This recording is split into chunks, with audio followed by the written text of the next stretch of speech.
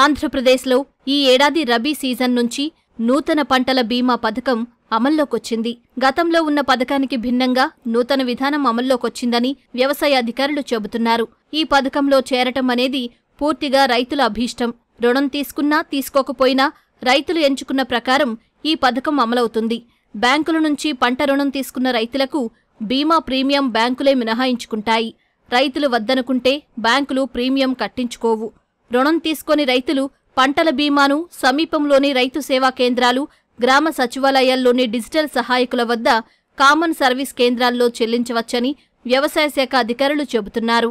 2024 rabi season నుండి ఆంధ్రప్రదేశ్ ప్రభుత్వం నూతన క్రాప్ ఇన్సూరెన్స్ విధానాన్ని ప్రకటించడం జరిగింది. క్రాప్ ఇన్సూరెన్స్లో రైతులు ప్రీమియం చెల్లించేటువంటి ఆప్షన్ అనేటువంటిది రైతులకే ఇవ్వడం జరిగింది.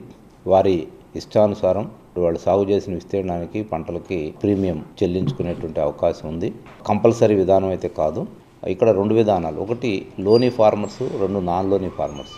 లోనీ ఫార్మర్స్ ఎవరైతే వారు పండించేటువంటి పంటలకి బ్యాంకుల ద్వారా లోన్ తీసుకున్నట్లయితే బ్యాంకులే మరి లోన్ ఇచ్చే సమయంలో సాగు చేసిన విస్తీర్ణానికి సంబంధించినటువంటి ప్రీమియంని డిడక్ట్ చేసుకోవడం జరుగుతుంది. ఒకవేళ రైతు కనుక నాకు ఇన్సూరెన్స్ పథకం వర్తింపజేయనక్కర్లేదు అనేటట్లయితే ఆ ప్రీమియం డిడక్షన్ కూడా వాళ్ళు ఆపేయటం జరుగుతుంది. రెండవది నాన్ లోనీ ఫార్మర్స్. ముఖ్యంగా నాన్ లోనీ ఫార్మర్స్ విషయానికి వస్తే కౌలుదారులు ఎవరైతే ఉన్నారో, సాగుదారులు ఎవరైతే ఉన్నారో వారి విస్తీర్ణానికి వారు పండించేటువంటి పంటలకి సరిపడా ప్రీమియంని మరి లోకల్గా ఉన్నటువంటి కామన్ సర్వీస్ సెంటర్స్ దగ్గరికి వెళ్ళి నమోదు చేసుకోవచ్చు, లేదా గ్రామ సచివాలయం అయినటువంటి డిజిటల్ అసిస్టెంట్స్ ద్వారా నమోదు చేసుకోవచ్చు, లేదా గ్రామ వ్యవసాయ సహాయకులు, రైతు సేవా కేంద్రాలు ఉన్నటువంటి వారి దగ్గర కూడా నమోదు ప్రక్రియని చేపట్టడం జరుగుతుంది. సో నేషనల్ క్రాప్ ఇన్సూరెన్స్ సంబంధించినటువంటి పోర్టల్ కూడా అమల్లోకి తీసుకొచ్చి దాని ద్వారా ప్రీమియం పే చేసినటువంటి ప్రతి రైతు యొక్క వివరాలను కూడా దానిలో నమోదు చేసి పారదర్శకంగా క్రాప్ ఇన్సూరెన్స్ పథకాన్ని అమలు చేసే విధంగా ప్రభుత్వం చర్యలు తీసుకుంది. దీనికి సంబంధించి అగ్రికల్చరు, హార్టికల్చరు, మరి ఇతర అన్ని రంగాలకు సంబంధించినటువంటి గ్రామ స్థాయి అలాగే జిల్లా స్థాయిలో ఉన్నటువంటి అధికారులందరూ కూడా రైతులకి దీని మీద అవగాహన కల్పించి రైతులందరూ కూడా ఈ అవకాశాన్ని సద్వినియోగం చేసుకునేటట్లుగా వ్యవసాయ శాఖ రాబోయేటువంటి రోజుల్లో పూర్తి స్థాయిలో చర్యలు చేపట్టడం జరుగుతుంది.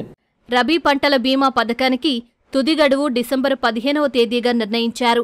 పంటలు సాగు చేసిన రైతులు, కౌలు రైతులు ఆయా వివరాలను ఈ పంటలో నమోదు చేసుకుని ఈకేవైసీ చేసుకోవటం కూడా తప్పనిసరి చేశారని అధికారులు చెబుతున్నారు. కట్ ఆఫ్ డేటు డిసెంబర్ 15గా పెట్టడం జరిగింది. డిసెంబర్ 15 లోపు రైతులందరూ కూడా వారు సాగు చేస్తున్నటువంటి పంటల విస్తీర్ణానికి సరిపడా ప్రీమియంని పే చేస్తూ వారి యొక్క పేర్లను కూడా నమోదు చేసుకోవాల్సినటువంటి అవసరం ఉంది. అట్లాగే కౌలు రైతులు కానీ ఇతర రైతులు కానీ వీళ్ళందరూ కూడా కంపల్సరీగా ఈ క్రాప్లో నమోదు కూడా కంపల్సరీ. ఎవరైతే ఇప్పుడు ప్రీమియం కడతా ఉన్నారో వీళ్ళందరూ కూడా రేపు రబీలో ఈ పంటలో కనుక నమోదు చేసుకున్నట్లయితేనే మళ్ళీ దీనికి క్రాప్ ఇన్సూరెన్స్ పథకం అనేటువంటిది వర్తిస్తుంది. కాబట్టి తప్పనిసరిగా రైతులందరూ ఈ పంటలో నమోదు చేసుకొని ఈకేవైసీ కూడా చేయించుకోవాల్సినటువంటి అవసరం ఉంది. జొన్నకు వచ్చేటప్పటికి ఎకరానికి 48 రూపాయలు ప్రీమియం కట్టాల్సి ఉంటుంది. అట్లాగే మొక్కజొన్నకైతే 114 రూపాయలు ఎకరానికి ప్రీమియం కట్టాలి. అదే గ్రీన్ గ్రామ్ అయ్యేటట్టయితే 45 రూపాయలు, బ్లాక్ గ్రామ్ అయ్యేటట్టయితే 50 రూపాయలు, బెంగాల్ గ్రామ్కి ఎకరానికి 70 రూపాయల లెక్కన ప్రీమియము చెల్లిస్తే సరిపోతుంది.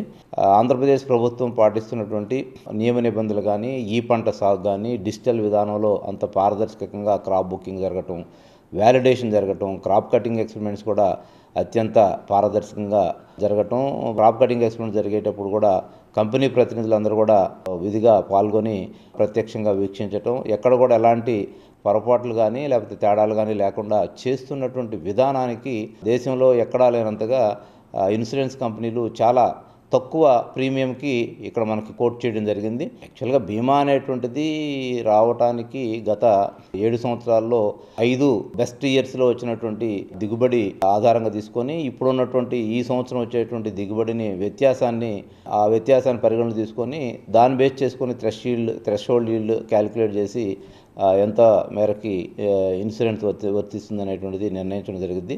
కాబట్టి మనం ఏదైనా అనుకోని సంఘటనలు జరిగి పంటకి రిస్క్ జరిగినప్పుడు అప్పుడు దీనికి సంబంధించినటువంటి ఇన్సూరెన్స్ వచ్చేస్తుంది కాబట్టి ఖచ్చితంగా మనం ఇన్సూరెన్స్ ప్రీమియం కట్టామంటే ఇన్సూరెన్స్ రావాలనేటువంటి ఆలోచన లేకుండా రైతులందరూ కూడా ఎప్పుడైనా కానీ మనం ఎలా అయితే వ్యక్తిగతంగా ఇన్సూరెన్స్ చేయించుకుంటున్నామో అలాగే పంటలకు కూడా మనం తక్కువ ప్రీమియం కాబట్టి దీన్ని వినియోగించుకోవడం అనేటువంటిది మంచి పద్ధతి. ఈ పంటలన్నీ కూడా ఇప్పుడు ఏదైతే జొన్న, మొక్కజొన్న, పెసర, మినుము, మరి బెంగాల్ గ్రామ్ ఈ క్రాప్స్ అన్నీ కూడా వాటి సాగు విస్తీర్ణాన్ని దృష్టిలో పెట్టుకొని ఇవన్నీ మండల్ యాజ్ యూనిట్గా ప్రకటన జరిగింది. ఒక్క వరి మాత్రమే గ్రామ యాజ్ యూనిట్గా ఉంటుంది, విలేజ్ యూనిట్గా ఉంటుంది. అది ప్రస్తుతానికి మనకు రబీలో వరి పంట లేదు. ఈ 5 పంటలు కూడా మనకి కేవలం మండల్ యూనిట్గా ఉన్నటువంటి విస్తీర్ణాన్ని బట్టి డిక్లేర్ చేయడం జరిగింది, నోటిఫై చేయడం జరిగింది. రైతులు ఎన్ని ఎకరాలైనా సరే వాళ్ళకి లిమిట్ లేదు. వాళ్ళు సాగు చేస్తున్న విస్తీర్ణం మొత్తం కూడా ఇక్కడ చిన్నకారు అనేటువంటి ప్రమేయం లేదు. క్రాప్ ఇన్సూరెన్స్కి వాళ్ళు సాగు చేస్తున్న విస్తీర్ణం అంతా కూడా నమోదు చేసుకోవచ్చు. వరి పంటకు గ్రామం యూనిట్గా నిర్ణయించగా శనగ, మినుము, పెసర, జొన్న, మొక్కజొన్న పంటలకు మండలం యూనిట్గా నిర్ణయించారు. రైతులు సాగు చేస్తున్న ఎంత విస్తీర్ణమైనా బీమా పథకంలో నమోదు చేసుకోవచ్చని అధికారులు వివరిస్తున్నారు.